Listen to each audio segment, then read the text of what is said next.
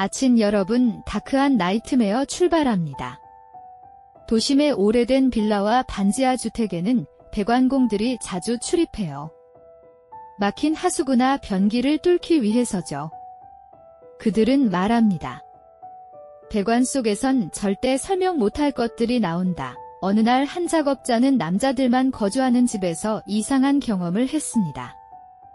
여자가 한 명도 없는 집인데 배관에서는 끊임없이 긴 머리카락이 나왔던 거예요. 그것도 수십 번 뚫어도 끝이 보이지 않을 만큼요. 작업자는 처음에는 흔한 막힘이라 여겼어요. 하지만 뽑아낸 머리카락은 1m가 넘는 길이로 이어졌고 손에 감기듯 엉켜나왔습니다. 그는 순간 등골이 서늘해졌어요. 여자도 없는데 왜 이런 게 계속 나오지? 이상한 기분을 떨칠 수 없었죠. 선배에게 이 사실을 이야기했더니 돌아온 답은 차갑고 단호했어요. 그 집은 그냥 손대지 마라. 머리카락은 금기야. 그러나 젊은 배관공은 오기가 생겼어요. 귀신 같은 게 있을 리가 없지. 그는 더욱 깊숙이 장비를 밀어 넣었어요. 압력을 주며 뚫다 보니 막힌 것이 조금씩 풀리기 시작했습니다. 하지만 이상하게도 머리카락은 끝없이 나왔고 그 질감은 방금 잘린 듯 지나치게 생생했어요. 집안 어딘가에서 지금도 누군가 머리를 빗고 있는 듯한 착각까지 들었죠. 작업자는 결국 내시경 카메라를 꺼냈습니다. 배관 속을 직접 확인하려는 거였죠. 작은 모니터에 어두운 관의 내부가 비쳤습니다. 처음엔 단순한 이물질과 찌꺼기뿐이었어요. 그러나 카메라가 더 깊이 들어가자 화면 한쪽에서 희미하게 움직이는 그림자가 보였어요. 그는 순간 호흡을 멈추고 모니터를 응시했죠. 어둠 속에서 형체가 점점 또렷해졌습니다. 배관 벽면과는 전혀 다른 무언가였어요. 화면 가득히 차오른 건 또렷한 눈동자였습니다. 검은 동공이 그대로 카메라를 응시하고 있었죠. 작업자는 비명을 삼키며 장비를 빼냈습니다. 하지만 모니터 속 눈은 마지막 순간까지도 깜박이지 않고 그를 바라보고 있었어요. 손에 땀이 차오르고 심장은 미친 듯 뛰었어요.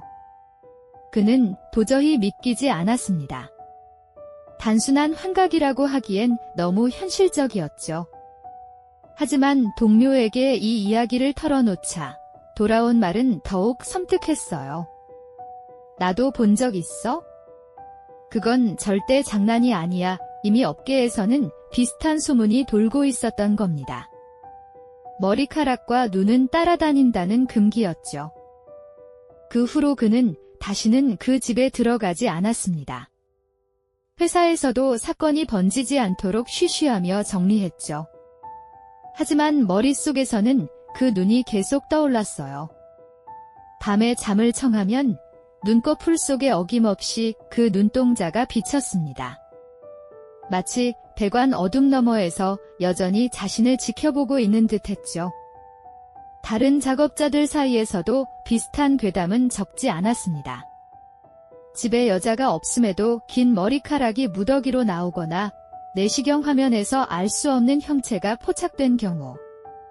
일부는 범죄 흔적일 수 있다고 말했지만 설명하기 힘든 정황이 많았습니다. 특히 눈을 봤다는 체험담은 반복적으로 흘러나왔죠. 전문가들은 이를 환경이 만든 착각이나 심리적 환각으로 설명하려 했습니다. 좁고 어두운 공간에서 뇌가 무언가를 보완하려는 현상일 수 있다는 거죠. 하지만 실제 작업자들은 고개를 저었어요. 착각이라면 왜 모두가 똑같이 눈을 봤다고 말할까? 그 물음은 쉽게 답이 나오지 않았습니다. 결국 그 사건은 미제로 남았습니다.